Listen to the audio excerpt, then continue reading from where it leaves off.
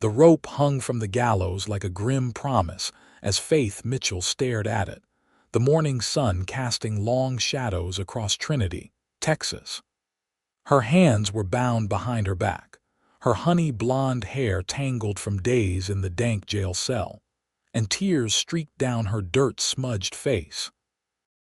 She'd been found guilty of murdering the town's most respected citizen, banker Theodore Hamilton, a crime she knew with absolute certainty she didn't commit. The crowd had gathered early, townsfolk who'd once smiled and greeted her warmly now jeering and calling for justice. Faith couldn't believe how quickly they'd turned on her. Just 3 weeks ago, she'd been the respected schoolteacher, beloved by her students and admired for her independence. Now she was Trinity's most hated resident, condemned to die for a crime based on circumstantial evidence and whispered accusations. Sheriff Dawson grabbed her arm roughly. "Time to go, Miss Mitchell. The people want their justice." "This isn't justice," Faith whispered, her voice hoarse from crying. "I didn't kill Mr. Hamilton, I swear on my mother's grave." The sheriff's eyes showed no sympathy. "Tell it to the Lord when you meet him." As Faith was led toward the gallows, the murmuring crowd parted. Someone spat at her feet. A woman she'd taught to read called her a murderer. The pain of their hatred was almost worse than the fear of death. When she reached the wooden steps leading up to the platform, Faith's legs trembled so badly she nearly collapsed. That's when she heard the thundering of hooves. The crowd turned as one, watching as a lone rider approached at breakneck speed. "Stop!" The deep voice rang out across the town square as the rider pulled his horse to a dramatic halt, dust billowing around him. "This hanging cannot proceed." Faith squinted through the morning sun at her unexpected savior. Atop a magnificent black stallion sat a man she recognized, but barely knew: Isaac James, a cowboy who worked at the Triple R ranch outside of town. His dark hair was windswept, his jaw set with determination beneath several days' worth of stubble. "This is none of your business, James," Sheriff Dawson called out. "The trial's done and the verdict is final."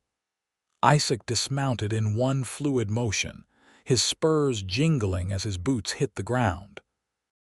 He strode forward with purpose, his eyes never leaving Faith's. "I know who really killed Theodore Hamilton," he announced, his voice carrying across the suddenly silent crowd. "And it wasn't Faith Mitchell." The year was 1876, and Trinity, Texas was about to discover that sometimes justice wore spurs and a cowboy hat. Sheriff Dawson's face reddened. "This is outrageous. You can't just ride in here and I can and I am," Isaac interrupted, moving closer to the gallows. "I've been tracking the real killer for 2 weeks, and I have proof that'll make you all ashamed of what you were about to do here today." Whispers rippled through the crowd. Faith felt hope flicker within her for the first time since her arrest. "What proof?" demanded Mayor Wilson, pushing his way to the front. The evidence against the schoolteacher was conclusive. Isaac reached into his saddlebag and pulled out a leather pouch. "I found these in an abandoned camp 10 miles north of here." He opened it, revealing blood-stained bank notes with Theodore Hamilton's distinctive signature stamp across them. "These belong to the real killer Jack Prescott." The name sent another wave of whispers through the crowd.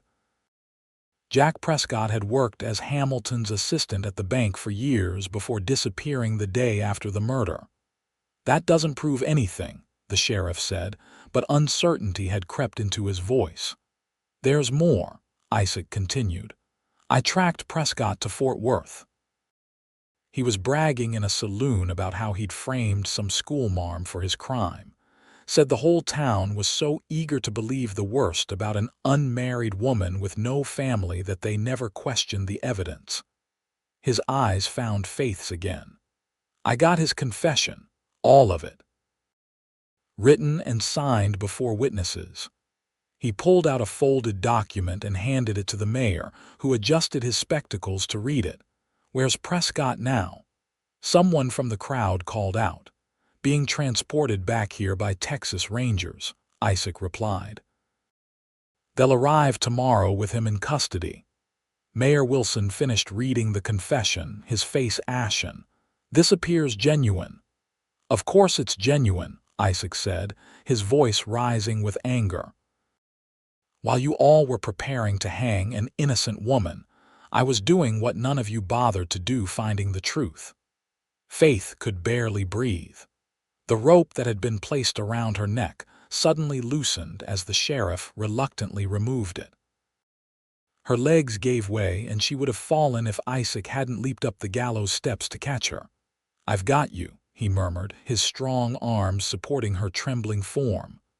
"Why?" she whispered. "Why did you help me when no one else would?" His eyes, the color of a summer storm, met hers. "Because I've watched you teach children with kindness and patience. I've seen your goodness, and I couldn't stand by and let Trinity destroy its finest citizen." As the crowd dispersed, some shamefaced, others still suspicious, Isaac helped Faith down from the gallows. The sheriff removed her bindings, muttering what might have been an apology. "Miss Mitchell is free to go," Mayor Wilson announced awkwardly. "The town of Trinity extends its regrets for this unfortunate misunderstanding." "Misunderstanding," Isaac repeated incredulously. "You were about to hang her." Faith placed a calming hand on his arm, surprised by her own sudden steadiness. "It's over now, thanks to you." She looked around at the town square, at the businesses and homes of people who'd been so quick to condemn her. "But I don't think I can stay here." "You don't have to decide anything now," Isaac told her gently. "First, let's get you somewhere safe where you can rest." He led her to his horse, and with surprising tenderness helped her mount before climbing up behind her. As they rode away from the gallows that had nearly claimed her life, Faith leaned back against Isaac's solid chest, exhaustion overtaking her. "Where are we going?" she asked. "My sister's place just outside of town," he replied. "Emma's a good woman. She'll help get you back on your feet." Faith nodded, closing her eyes as the rhythmic motion of the horse and the warmth of the man behind her lulled her into the first peaceful moment she'd experienced in weeks. When they arrived at a modest but well-kept homestead, a petite woman with the same stormy eyes as Isaac came running out. "You did it," she asked her brother eagerly. "Just in time," he confirmed, helping Faith dismount. Emma James took one look at Faith's exhausted face and sprung into action. "You poor thing. Come inside. I've got hot water for a bath and fresh clothes that should fit you." Faith found herself ushered into the warm, welcoming home and treated with more kindness than she'd known in years. After a bath that washed away the grime of the jail cell, she sat at Emma's kitchen table in borrowed clothes, her damp hair combed and hanging loose down her back. "How did you know?" Faith asked Isaac when he joined them. "How did you know I was innocent when everyone else was so certain I was guilty?" Isaac accepted a cup of coffee from his sister before answering. "I was in town the day they arrested you. The look on your face, it wasn't guilt or fear of being caught." "It was pure shock." He took a sip of his coffee. "Plus, I knew Jack Prescott always seemed too slick, too eager to please the wealthy folks while treating everyone else like dirt. But to track him all that way." Faith marveled. "Isaac's the best tracker in 3 counties, Emma said proudly. "Former scout for the Army before he came back to work the ranch." "I couldn't let them hang you," Isaac said simply. "Not when I knew in my gut you were innocent." Faith's eyes filled with tears. "I don't know how to thank you." "No need for thanks," he replied. "Just get your strength back. Then you can decide what comes next." What came next, as it turned out, was a town in turmoil. The following day, just as Isaac had promised, the Texas Rangers arrived with Jack Prescott in custody. The former bank assistant's arrival created a sensation in Trinity. especially when he spat at Faith as he was led into the jailhouse. "You were supposed to hang, you interfering bitch," he shouted. Isaac stepped between them protectively, his hand hovering near his holster until the Rangers pulled Prescott inside. The subsequent days brought revelations that shocked the town. Prescott had been embezzling from the bank for months. Theodore Hamilton had discovered the theft and confronted him, leading to a struggle in which Prescott had stabbed the banker repeatedly in panic. Then, with calculated coldness, he'd planted evidence pointing to Faith, including the bloody letter opener in her home and one of Hamilton's rings in her desk at the schoolhouse. Why Faith? Because she declined his romantic advances months earlier, and his wounded pride had festered into hatred. It was as simple and as terrible as that. As these facts emerged, many townspeople attempted to make amends with Faith. Flowers and food baskets appeared at Emma's doorstep. The school board offered her position back with a raise in salary. The mayor himself came to deliver a formal apology on behalf of the town council. Faith accepted their words politely, but made no promises about her future in Trinity. The betrayal cut too deep. Only with Isaac and Emma did she feel truly safe, truly herself. One evening, about a week after her near execution, Faith sat on the porch of Emma's home, watching the sunset paint the Texas sky in brilliant oranges and purples. Isaac joined her, settling into the chair beside hers. "Emma says you're getting stronger," he remarked. "Color's back in your cheeks." Faith nodded. "Your sister has been kinder than I deserve." "Nonsense," Isaac replied. "You deserve every kindness." They fell into comfortable silence, the chirping of crickets and distant lowing of cattle the only sounds. "I've been thinking," Faith said finally. "I can't stay in Trinity." "I figured as much," Isaac replied. "Have you decided where you'll go?" "No, just somewhere new, somewhere I can start fresh." She turned to look at him, studying the strong profile she'd come to find so comforting. "What about you? Will you stay at the RRR?" Isaac was quiet for a moment. "Actually, I gave my notice yesterday." "You did? Why?" He turned to meet her gaze, and something in his eyes made her heart beat faster. "Because I thought you might need someone watching your back wherever you end up, at least until you get settled." Faith felt warmth spread through her that had nothing to do with the evening temperature. "Are you offering to come with me, Mr. James?" "If you'll have me," he said simply. Their eyes held for a long moment before Faith looked away, suddenly flustered by the intensity of her own emotions. This man had saved her life, had believed in her when no one else would. And somewhere in the midst of this nightmare, he had begun to occupy her thoughts in ways that went far beyond gratitude. "I'd be honored to have your company," she said softly. 2 days later, Jack Prescott was found hanging in his cell, having fashioned a noose from his bedding. He left a detailed confession that confirmed everything Isaac had discovered, plus more, including the names of 2 accomplices who had helped him frame Faith by planting evidence. The news hit Trinity hard. The revelation that respectable businessmen had conspired to send an innocent woman to her death for financial gain shook the community to its core. The sheriff, discovering his own deputy had been bribed to overlook inconsistencies in the evidence, resigned in disgrace. Through it all, Faith remained at Emma's homestead, gaining strength and making plans. Isaac rode into town daily, gathering information and supplies for their departure. They had decided to head west to the New Mexico territory, where a growing settlement needed both a teacher and skilled ranch hands. The night before they were set to leave, Emma prepared a special dinner. As they enjoyed her excellent cooking, Faith realized how much she would miss this kind woman who had become a friend in such a short time. "You'll write to me," Emma insisted, "and visit when you can. Trinity won't feel the same without either of you." "We'll write," Isaac promised, exchanging a glance with Faith that sent a flutter through her stomach. They had yet to define what exactly their relationship would be once they left, but there was an unspoken understanding between them, a foundation of trust and growing affection. After dinner, Isaac invited Faith for a walk under the stars.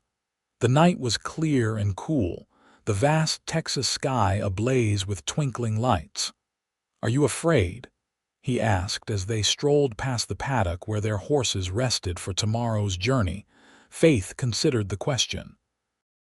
"Not of leaving or starting over," she replied honestly, "but I am afraid that what happened here will follow me somehow, that I'll never truly escape it." Isaac stopped walking and turned to face her. "What happened in Trinity doesn't define you, Faith. It never did. How can you be so sure?" She whispered. He reached out slowly, giving her time to step away if she wished, and took her hand in his. "Because I see you clearly, more clearly than this town ever did." Faith looked down at their joined hands, at his calloused palm against her smaller one. "And what do you see?" "I see a woman of remarkable courage, someone who held onto her dignity even when facing death, someone who teaches children not just their letters and numbers but how to be good people." His voice lowered. "I see someone I can't seem to stop thinking about." Faith's breath caught in her throat. "Isaac, you don't have to say anything," he assured her quickly. "I know it's too soon and you've been through hell. I just wanted you to know that my coming with you isn't just about keeping you safe. It's because I care about you, Faith, more than I expected to." In the silver moonlight, Faith studied the face of the man who had saved her life, the strong jaw now clean-shaven for their journey, the kind eyes that had looked at her with belief when everyone else saw only guilt. Something bloomed in her heart, something tender and hopeful that she'd thought had been crushed by her ordeal. "It's not too soon," she said softly, stepping closer to him. "You're the one good thing that came from all this darkness." His hand came up to gently touch her cheek, and when he leaned down to press his lips to hers, Faith felt as though she were finally waking from a nightmare into something bright and beautiful. The kiss was gentle, questioning at first, then deeper as she responded with unexpected fervor. When they finally pulled apart, both were breathing faster, and Isaac's eyes had darkened like storm clouds. "I promise you," he said, his voice rough with emotion, "that wherever we go, you'll never have to face anything alone again." Faith believed him. Dawn broke crisp and clear as Faith and Isaac prepared to depart. Emma hugged her brother fiercely, then turned to embrace Faith with equal warmth. "Take care of each other," she instructed them both. "And remember, you always have a home here if you need one." They mounted their horses, Faith on a gentle mare Isaac had purchased for her, and Isaac on his faithful black stallion. With saddlebags packed with provisions and a small wagon of Faith's remaining possessions following behind, they set off as the sun climbed over the eastern horizon. As they reached the edge of town, Faith was surprised to see a group gathered there, her former students and their parents, several shopkeepers, and even the new sheriff. "We came to wish you well, Miss Mitchell," one of her older students, Annie Peterson, said tearfully. "And to say we're sorry again. We'll never forget what happened here," added Mr. Greenberg, the general store owner. "Trinity has learned a hard lesson about justice." Faith felt Isaac watching her carefully, ready to intervene if the encounter caused her distress. Instead, she found herself touched by their gesture. "Thank you," she said simply. "I hope Trinity becomes the kind of place where what happened to me could never happen again." With final waves and well wishes, they continued on their journey westward. As Trinity disappeared behind them, Faith felt both relief and a curious lightness, as if she were shedding an old skin. "You handled that well," Isaac commented once they were alone on the trail. "I realized something back there," she replied. Hate would only weigh me down for the journey ahead. I'd rather travel light. His smile was like the sunrise. That's why I knew you were special from the first time I saw you teaching those children under the old oak tree. Faith raised an eyebrow. You watched me teach. I don't recall seeing you there. A flush crept up Isaac's neck. I wasn't exactly making myself known. I was delivering supplies to the school, and you were so passionate about whatever you were explaining that I just stopped to listen. And when was this? About 6 months ago. You were teaching them about the stars, using sticks and stones in the dirt to show constellations. His eyes crinkled at the memory. You told them that even when everything seems dark, the stars are always there to guide them home. Faith remembered that day. I never saw you. I know, he admitted. I watched longer than I should have, then slipped away, kept finding excuses to ride past the school after that. The revelation that he had noticed her, had been drawn to her long before the terrible events that brought them together, warmed Faith's heart. "Well, Mr. James," she said with a small smile, "it seems we have much to learn about each other on this journey." And learn they did. Over the days that followed, as they traversed the changing landscape of Texas toward the New Mexico territory, Faith and Isaac shared stories of their lives, building a foundation of knowledge and trust between them. Faith told him about growing up in Boston, the daughter of a professor who valued education above all else. How she'd come west after her parents' deaths, determined to bring learning to frontier children. Isaac shared tales of his childhood on a struggling farm, his years as an Army scout during the final conflicts with the Comanche, and his dream of someday having his own ranch. They faced the challenges of the journey together, a torrential rainstorm that forced them to shelter in an abandoned trapper's cabin for 2 days. A river crossing where Faith's horse nearly lost its footing. An encounter with a small band of travelers who seemed a little too interested in their supplies, until Isaac made it clear they were well armed and vigilant. Through it all, their connection deepened. They learned to read each other's moods, to anticipate needs, to find comfort in silent companionship. At night, they slept near the campfire but in separate bedrolls, though Faith increasingly found herself longing for more than the occasional kisses and embraces they shared. 2 weeks into their journey, they encountered a family heading east in a covered wagon, a haggard-looking man, his pregnant wife, and 3 small children. "The land's no good where we tried to settle," the man, who introduced himself as Thomas Green, explained when they stopped to share their noon meal. "Promised flowing water, but the creek bed was dry as dust. Wife's expecting in a month, and I can't risk staying." Faith saw the exhaustion in the woman's eyes, the hunger in the children's faces. Without consultation, she and Isaac immediately offered some of their supplies: flour, salt pork, and a jar of preserves Emma had packed. "We can't take your food," Mrs. Green protested weakly. "You can and you will," Faith insisted. "There are towns ahead where we can restock." While the Greens ate, Faith spent time with their children, ages 6, 4, and 2. She took out a small slate she carried and showed the oldest girl how to form letters, delighting in the child's quick mind. When it was time to part ways, the Green family's gratitude was palpable. "God bless you both," Mrs. Green said, clasping Faith's hand. "You've given us hope when we sorely needed it." As they continued their separate journeys, Isaac rode close beside Faith. "That was kind of you," he said. "Teaching the little girl like that," Faith shrugged. "It's what I do."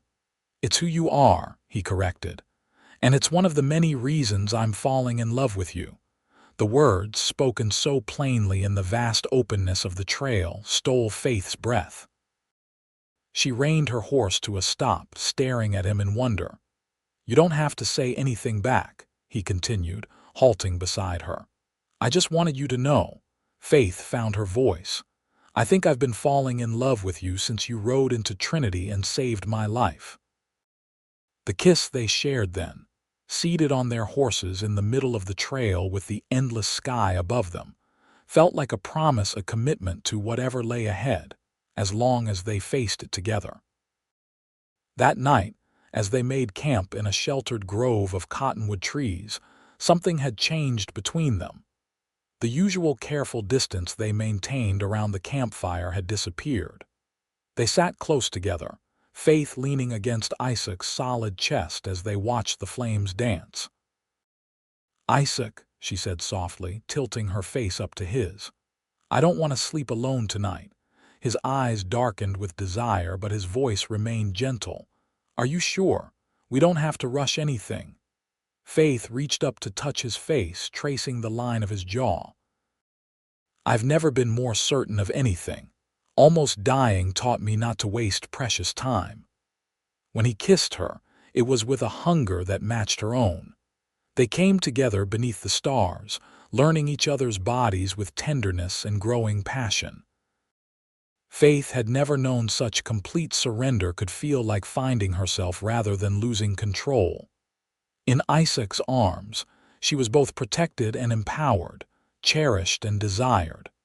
Afterward, wrapped in blankets and each other, Faith listened to Isaac's heartbeat beneath her ear. "I want you to know," he murmured into her hair, "that I intend to marry you properly when we reach our destination, if you'll have me." Faith smiled against his chest. "Is that a proposal, Mr. James?" "The first of many, until you say yes," he replied, his arms tightening around her. "Then yes," she said simply. "Yes, I will marry you." They reached the town of San Lorenzo in the New Mexico Territory 3 days later. It was smaller than Trinity but growing quickly, with a main street of wooden buildings, a church with a real steeple, and neat houses spreading outward from the center. The town's founder and mayor, a forward-thinking man named Richard Blackfield, welcomed them warmly when Isaac presented the letter of introduction they'd acquired before leaving Texas. A schoolteacher and a skilled ranch hand. "Heaven sent, both of you," Blackfield declared. "Our last teacher left to get married in Santa Fe, and the children have been running wild for months. As for ranching, we've got more land than men who know how to work it properly." Within days, Faith had been installed in a small but clean schoolhouse with 20 eager students, while Isaac took a position managing a promising cattle operation just outside town. They found lodging in a boarding house run by a cheerful widow named Mrs. Perkins, who made it clear she didn't mind their marriage plans. "Just be discreet until the wedding," she advised with a wink that made Faith blush. San Lorenzo embraced them without knowing anything of their past in Trinity. Here, Faith was simply the new schoolteacher with innovative ideas and a kind heart. Isaac was the capable cowboy whose suggestions had already improved the ranch's operations. If the townspeople noticed how the two looked at each other, they only smiled approvingly at the obvious romance. 1 month after their arrival, Faith and Isaac were married in the white clapboard church. Emma had made the journey from Trinity to attend, bringing with her a wedding gift, a handmade quilt she'd been working on since their departure. "I knew you two would end up together," she said, embracing them both after the ceremony. "I could see it from the first moment Isaac brought you to my home." The people of San Lorenzo celebrated their wedding with genuine warmth. There was dancing and feasting, music and laughter. Faith, wearing a simple dress of pale blue that matched her eyes, had never felt more beautiful than when Isaac looked at her with undisguised adoration. Later that night, in the small cabin on the edge of town that Mayor Blackfield had offered them as a wedding gift, Isaac carried Faith across the threshold.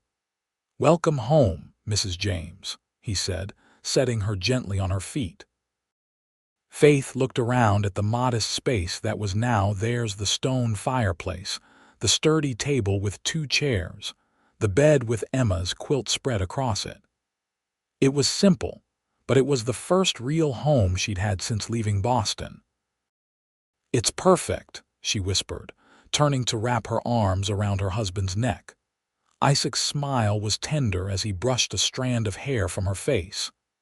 "You know, when I rode into Trinity that day, I never imagined where it would lead." "Nor did I," Faith admitted. "I thought my life was ending, not beginning." "Sometimes the darkest moments bring us to exactly where we're meant to be," Isaac said, lowering his mouth to hers. Their life in San Lorenzo flourished as the seasons passed. Faith's school grew as new families arrived, drawn by reports of fertile land and good people. Isaac's work with the cattle expanded until he was offered a partnership in the ranch. They added rooms to their cabin, planted a garden, and began to put down roots deeper than either had known before.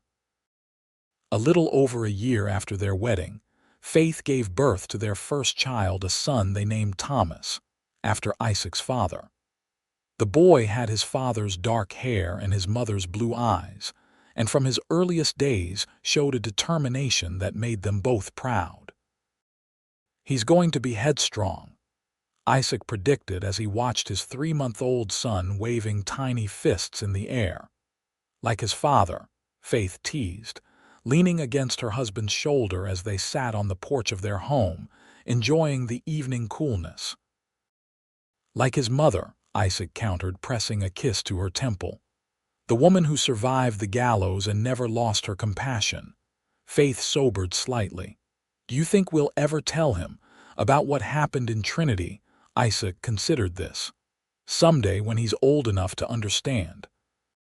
"It's part of our story, after all, how we found each other." She nodded, watching as their son's eyes grew heavy with sleep. "I used to have nightmares about it, the rope, the crowd." She shivered despite the warm evening. "And now?" Isaac asked gently. "They've stopped," Faith said, smiling up at him. "You chased them away." As Thomas grew, he was joined by a sister, Emma Rose, named for Isaac's sister and Faith's mother. The James family became respected fixtures in San Lorenzo. Faith expanded her teaching to include adult education in the evenings, helping those who'd never had the opportunity to learn to read and write. Isaac's keen understanding of cattle breeding and land management helped make the ranch one of the most successful in the territory. They never completely forgot Trinity, but the sharp edges of those memories dulled with time and happiness. Occasionally, they received letters from Emma with news of the town. The corrupt officials had been replaced. The new sheriff had instituted reforms to ensure fair trials. The school now bore a plaque dedicated to Faith, honoring her wrongful persecution and subsequent vindication. "They've renamed the town square," Emma wrote in one letter, 5 years after their departure. "It's now called Justice Square, and there's a small monument warning about the dangers of rushing to judgment. Your story has become something of a cautionary tale here, Faith. Some good has come from it after all." On the 10th anniversary of the day, Isaac had ridden into Trinity to save her life. Faith sat at their kitchen table writing in her journal while her husband read by the fire, and their children played a board game on the rug. Outside, a spring storm battered their sturdy home, rain lashing the windows and thunder rumbling in the distance. Isaac looked up from his book, catching her watching him. "What are you thinking about with that thoughtful expression?" Faith closed her journal. "I was thinking about fate.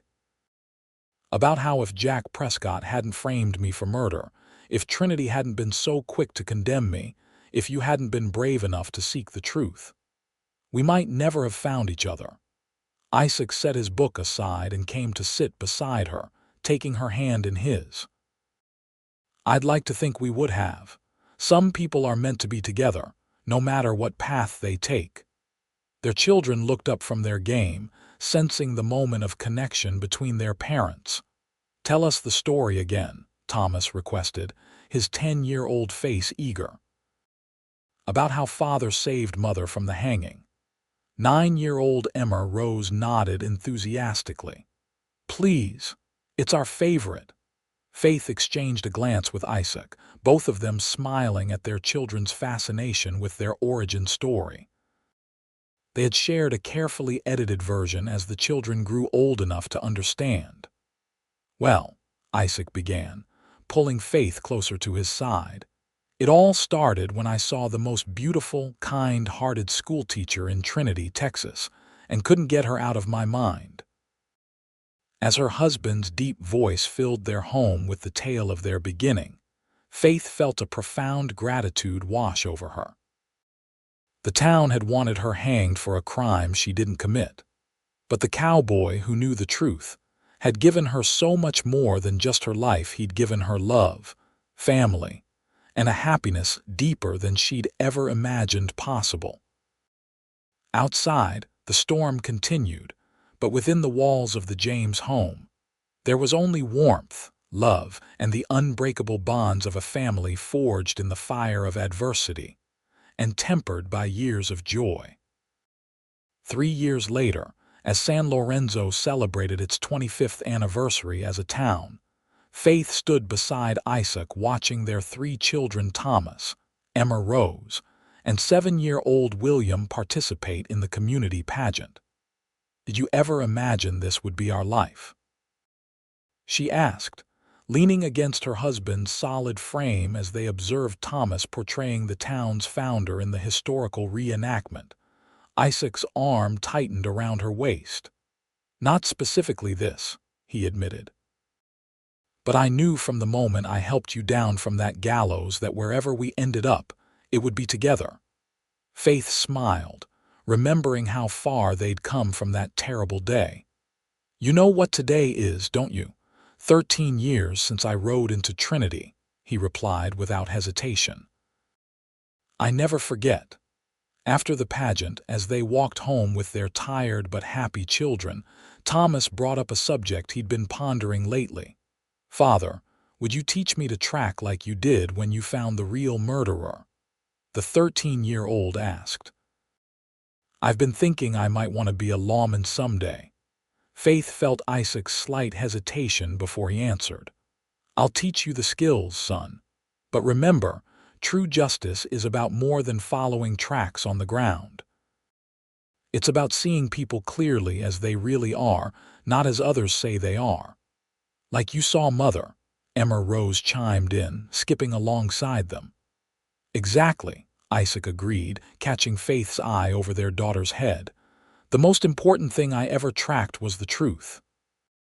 That night, after the children were asleep, Faith and Isaac sat on their porch swing, watching the stars emerge in the New Mexico sky. His arm was around her shoulders, her head resting against him in the comfortable position they'd perfected over years together. I've been thinking, Isaac said, breaking their companionable silence. Maybe it's time we visited Trinity. Faith sat up slightly to look at him. Trinity, after all this time, he nodded. Emma's letters say the town has changed completely. Most of those who were so quick to condemn you have moved on or passed away, and I think it might be good for the children to see where their parents' story began. Faith considered this. The thought of returning to Trinity no longer filled her with dread as it once might have. The nightmares had long since faded, replaced by years of happy memories in San Lorenzo. Perhaps you're right, she said thoughtfully. Thomas especially is curious about that part of our lives, and I admit I've wondered what became of my old students. We could go this summer, Isaac suggested. Make it part of a larger trip. Show the children more of the country. Faith smiled, touching his face gently. After all these years, you're still looking out for me, making sure I'm ready to face the past. Always, he promised, turning to kiss her palm. The journey to Trinity the following summer was nothing like Faith's hurried departure 13 years earlier. They traveled in a comfortable wagon with their 3 excited children, taking their time and enjoying the changing landscapes. Isaac pointed out tracking signs to Thomas, who absorbed every word eagerly. Emma Rose collected wildflowers for her pressing book. Little William asked endless questions about everything they saw. When they finally crested the hill overlooking Trinity, Faith felt Isaac's hand close protectively around hers. "Are you all right?" he asked quietly. Faith took in the sight of the town larger now, with more buildings and signs of prosperity. The gallows was long gone from the town square, replaced by a gazebo and garden. "Yes," she said with genuine calm. "I'm ready." Their arrival created quite a stir. Though most of the townsfolk were new and didn't recognize them, Emma, now married to the town doctor, had spread word of their coming. A small, welcoming committee greeted them, led by Emma and her husband along with a few of Faith's former students, now grown with families of their own. "Miss Mitchell, I mean Mrs. James," exclaimed Annie Peterson, now a young woman with a child of her own. "It's so wonderful to see you again." The warmth of the welcome soothed any remaining apprehension Faith might have felt.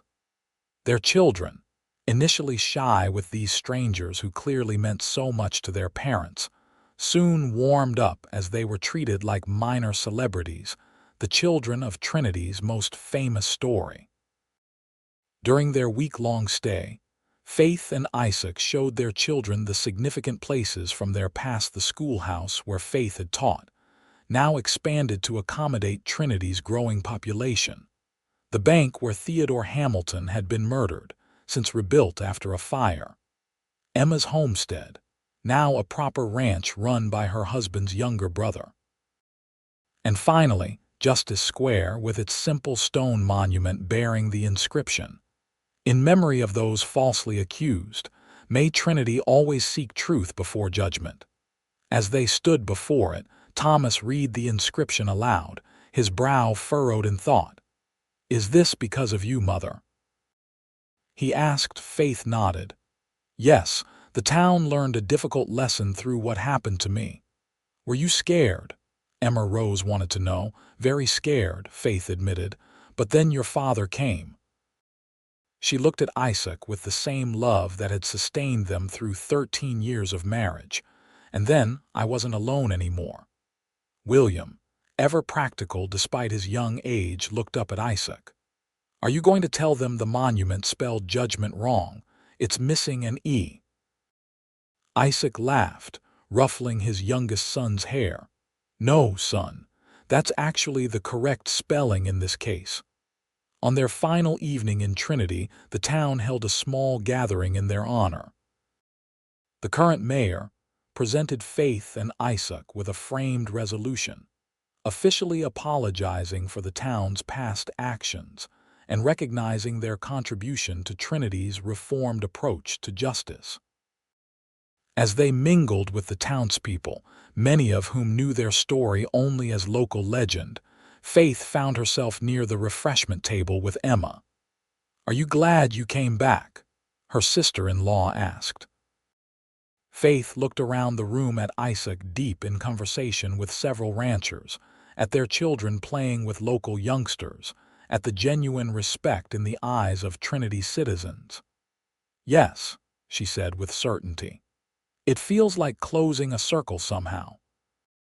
The town that nearly took my life has acknowledged its mistake, and despite everything, Trinity gave me the greatest gift." "Isaac," Emma said with a knowing smile. "Isaac," Faith agreed, "and through him our beautiful family and life together." Later that night, in the guest room of Emma's comfortable home, Faith and Isaac lay awake, discussing the day's events. "You were magnificent," Isaac told her, propping himself up on one elbow to look down at her. "The way you spoke to everyone, with such grace and forgiveness. I don't know that I could have done the same in your position." "You taught me that," Faith replied, reaching up to trace the lines that 13 years had etched at the corners of his eyes. "By believing in me when no one else would, you showed me the power of seeing the best in people, even when they've shown their worst. Isaac caught her hand and pressed a kiss to her palm. Do you realize that we've now been together longer than we were ever apart? That the years of happiness have far outweighed those few terrible weeks? Faith smiled, drawing him down for a kiss. I think that's the greatest justice of all. They left Trinity 2 days later, their wagon loaded with gifts and their hearts lighter than either had expected. The journey back to San Lorenzo was filled with laughter and plans for the future. Thomas's ambitions for law enforcement, Emma Rose's growing talent for teaching that mirrored her mother's, William's unexpected gift for numbers and business. As their home came into view, Faith felt the familiar surge of gratitude that never failed to move her. The neat cabin, expanded over the years into a proper house, the thriving garden, the stable where their horses waited, the life she and Isaac had built together from the ashes of what could have been her end. "Home," Isaac said beside her, his hand finding hers as it had countless times over their years together. "Home," Faith agreed, squeezing his fingers. "The one you gave me when I thought I had lost everything."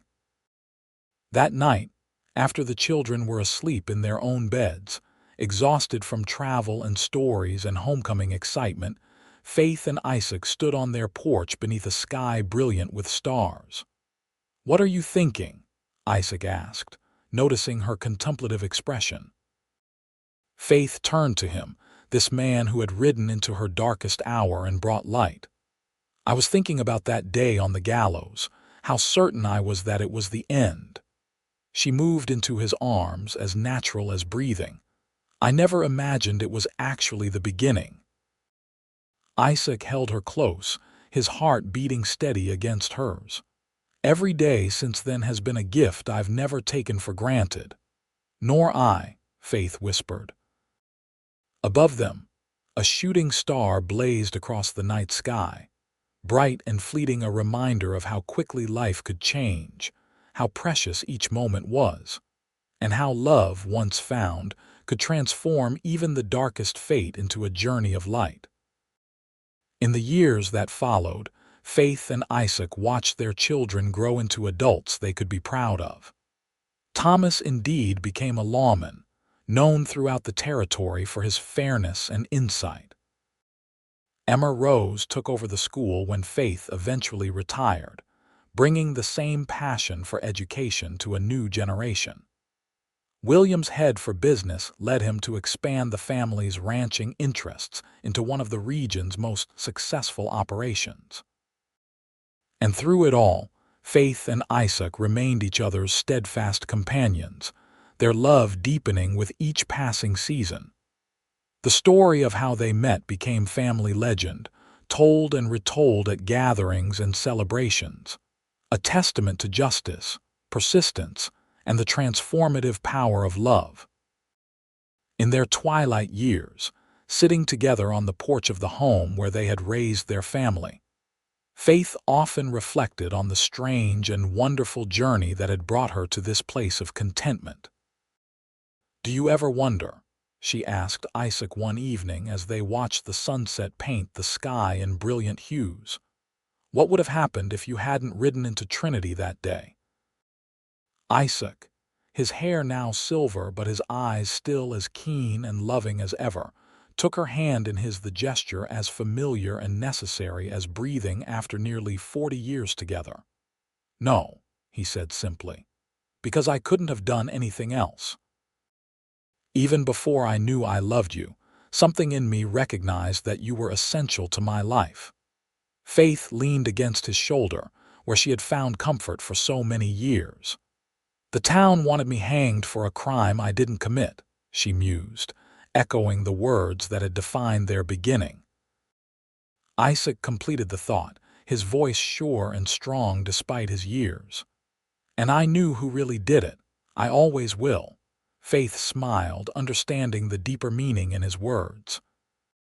He had known not just the identity of Theodore Hamilton's real killer, but the truth of who Faith herself was, a woman of courage, compassion, and incredible strength.